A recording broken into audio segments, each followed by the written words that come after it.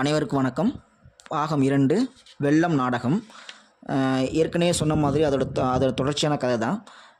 இப்போ வந்து என்ன பண்ணுறாருன்னா, பிச்சைமுத்து என்ன பண்ணுறாரு, அந்த ராமசாமிங்கிற நபரை வந்து பார்க்க போகிறாரு. டக்குன்னு போயிட முடியாது இல்லையா? முன்ன பின்ன தெரியாது, பேசுனது இல்லை. அப்போ நம்ம இயல்பாக யாராவது முன்ன பின்ன தெரியாதவங்கள பார்க்க போகிறோம்னா தயங்கி தயங்கி பேசுவோம் இல்லையா? அதே மாதிரி என்ன பண்ணுறாரு அப்படின்னா, பிச்சைமுத்து ராமசாமியை பார்த்து தயங்கி தயங்கி பேசுகிறாரு. சார் சார்னு மெதுவாக பேசுகிறாரு. அவர் வந்து உரத்த குரலில் ராமசாமி என்ன பண்ணுறாருன்னா, என்னப்பா வேணும் அப்படின்னு கேட்குறாரு. அந்த அதிகார தோணியில் கேட்குறாரு. என்னப்பா வேணும் அப்படின்னு கேட்குறாரு. உடனே பிச்சைமுத்து அவர் என்ன சொல்கிறாருன்னா, சார் நான் வந்து தயங்கி தயங்கி அப்படியே வினோதன் சாரை பார்க்கணும் அப்படின்னு அவர் சொல்கிறாரு. அவர் உடனே கேட்குறாரு, வினோதன் உனக்கு முன்ன பின்ன தெரியுமா அப்படின்னு கேட்குறாரு. இல்லை சார், அவரை பார்க்கணும், பார்த்தா தான் இது வந்து நான் இந்த வந்த வேலை முடியுமா அப்படின்னு சொன்னாங்க, அதனால் அவரை நான் பார்க்கணும், அவர் எங்கே இருப்பார் அப்படின்னு ரொம்ப மெல்லிய குரலில் அவர் கேட்குறாரு.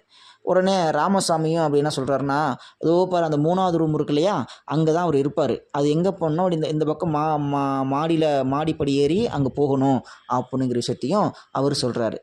சரிங்க சார், ரொம்ப நன்றிங்க சார் அப்படின்னு சொல்லிட்டு அவர் அங்கே அவரை பார்க்க போகிறாரு. பிச்சைமுத்து பார்க்குறதுக்கு போகிறதுக்கு முன்னாடியே இவருக்கு இது எல்லா வழியும் தெரியும் இல்லையா, ஏன்னா ராமசாமி அந்த ஆஃபீஸில் வேலை பார்க்குறாரு. அதனால் ராமசாமி என்ன பண்ணுறாருன்னா, குறுக்கு வழியில் போய் அந்த அவருக்கு முன்னாடி அவர் போய் அந்த இடத்துல நிற்கிறாரு. இவருக்கு ஆச்சரியம் யாருக்குன்னா, பிச்சைமுத்துக்கு ஒரு ஆச்சரியம். என்னப்பா இப்போ தான் கீழே பார்த்தா அவரை, அதுக்குள்ளே மேலே நிற்கிறாரே அப்படின்னு சொல்லிட்டு பார்த்தா அங்கேயும் ஒரே கூட்டம். யாரை பார்க்குறதுக்குன்னா, அந்த வினோதனை வந்து பார்க்குறதுக்கு. ஏன்டா எல்லா ஃபைலும் வந்து யார் மூலமாக போகுன்னா, இந்த ராமசாமி மூலமாக தான் வினோதனுக்கு போகும். ஏன்னா வினோதன் தான் ஆஃபீஸர் அங்கே. அவரை பார்க்குறதுக்கு போகணுன்னா இவர் மூலமாக தான் போகணும். ஏன்னா இவர் தான் கிளர்க்கு. அப்போ இவர் மூலமாக போகணுன்னா தான் இவரை கவனித்தா மட்டும்தான் அந்த ஃபைல் வந்து உள்ளே போகும். அப்போ என்ன பண்ணுறாங்கன்னா, ஒரே கூட்டம். அப்போ யார் பிச்சைமுத்து தெரிஞ்சுக்கிட்டாரு, ஆகா நம்ம ராமசாமியை கவனிச்சாதான் வினோதனை வந்து சரியாக பார்க்க முடியும், இல்லை பேச முடியும் அப்படிங்கிற விஷயத்தையும் அங்கே வந்து அவர் தெரிஞ்சுக்கிறாரு. அப்போ என்ன பண்ணுறாருன்னா, சரி வந்துட்டியா வான்னு கூப்பிட்டு அவர்கிட்ட ரொம்ப இனிமையாக பேசுகிற மாதிரி பேசுகிறாரு. ஏன்ப்பா எங்கேருந்து வர, என்ன போக்குவரத்து, என்ன வேணும் உனக்கு அப்படின்னு அவர் கேட்குறாரு. கேட்கும்பொழுது அவர் சொல்கிறார், இதுமாதிரி எங்கள் அப்பா இறந்துட்டாருங்க, அப்பா இறந்து 6 மாதம் ஆச்சு, அவருக்கு வந்து டெத்து சர்டிஃபிகேட்லாம் வாங்கிட்டு வந்துட்டேன், அதெல்லாம் கொடுத்துட்டு போனோம்னா எனக்கு சீக்கிரம் காரியம் ஆகும் அப்படின்னு சொன்னாங்கன்னு சொல்கிறதுனால இங்கே வந்தேன், அதனால் வினோதன் சாரை நான் பார்க்கணும் அப்படின்றேன். சரி கொடுப்பா, உன்னுடைய இதெல்லாம் கொடுங்க, நான் பார்க்குறேன், செக் பண்ணுறேன் அப்படின்னு சொல்லிட்டு பார்க்குறாரு. பார்த்துட்டு என்ன சொல்கிறாருன்னா, எல்லாம் சரியாக தான் இருக்குது, கரெக்டு தான், எல்லாம் சரியாக இருந்தால் சீக்கிரமாக வேலை முடிஞ்சிடும், அதனால் நீ கவலைப்படாத, சீக்கிரம் வேலை முடிச்சு கொடுத்துடலாம் அப்படின்னு அவர் சொல்கிறார். இவனுக்கு கொஞ்சம் சந்தோஷம். அதுக்கப்புறம் கொஞ்சம் தூரமாக நடந்து போகிறான். நடந்து போனதுக்கப்புறம் அவர் கூப்பிட்டு சொல்கிறாரு, வரும்போது கொஞ்சம் பணம் கொண்டு வந்துருப்பா, அப்போ தான் நம்ம வேலையை சீக்கிரம் முடிக்க முடியும் அப்படின்னு வெளிப்படையாகவே அவன் வந்து சொல்கிறான். ராமசாமி வந்து பிச்சைமுத்துக்கிட்ட ரொம்ப சொல்கிறான்.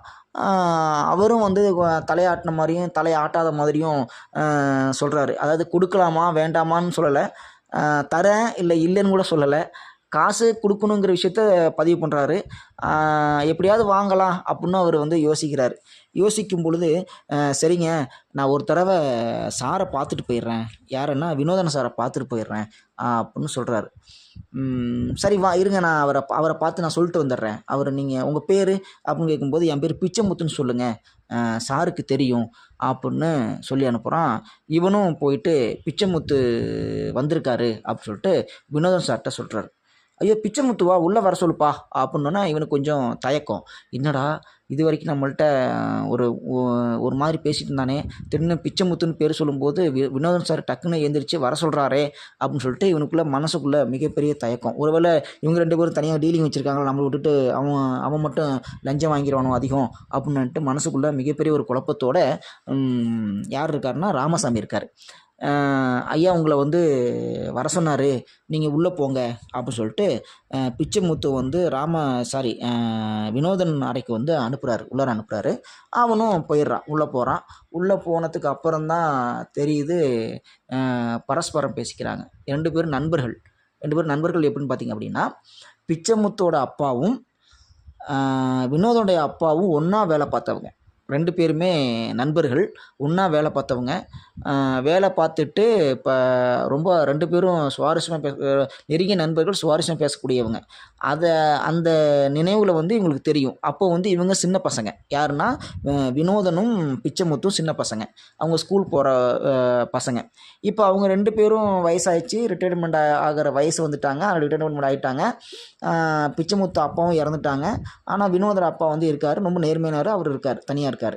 இப்ப 2 பேரும் பார்க்கும்பொழுது ரொம்ப வருஷம் ஆச்சு பார்த்து. இவங்க 2 பேரும் சந்திச்சு 9 வருஷம் ஆச்சு. இப்ப 2 பேரும் பார்த்து பரஸ்பரம் பேசிக்கிறாங்க. நட்பு பாராட்டிக்கிறாங்க. உள்ள போனவன் வரல அப்படிங்கிற தயக்கத்தோடயே ராமசாமி வந்து வெளில நிக்கிறான். சரி என்னதான் பண்றாங்க? உள்ள போய் எட்டி பார்க்கலாம் அப்படின்னு சொல்லிட்டு இந்த ராமசாமி உள்ள போற மாரி போகுறான். போனா அங்க 2 பேரும் நட்போட பாசத்தோட பேசிட்டு இருக்காங்க. நன்றி. பாகம் 2.